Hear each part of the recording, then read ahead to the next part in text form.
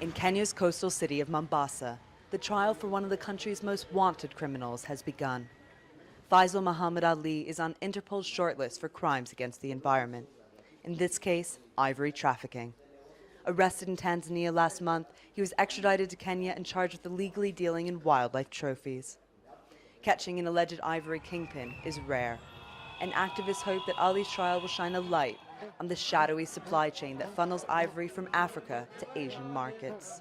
It's not just for the small fish, it's also for the big ones that are involved, and it doesn't matter what level they are or how much money they have or how well connected they are across the boundaries, that the law provides for them to be caught up with.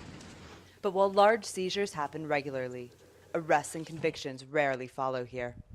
A recent 5-year study of wildlife cases before Kenyan courts found that only 7% of those convicted of offenses against elephants and rhinos actually went to jail.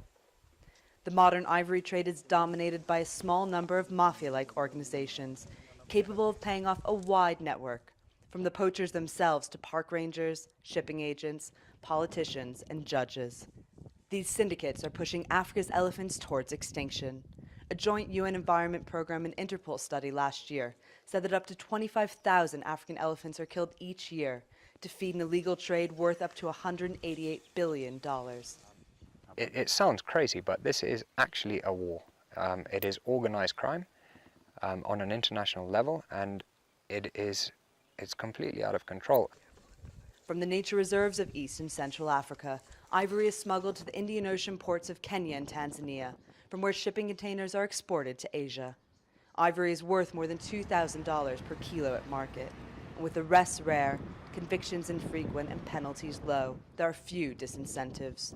But Police Commander Daoud Mohammed says that successfully convicting Ali could change this. Actually, if this case goes through and he faces the full face of the law, it will be a deterrent measure.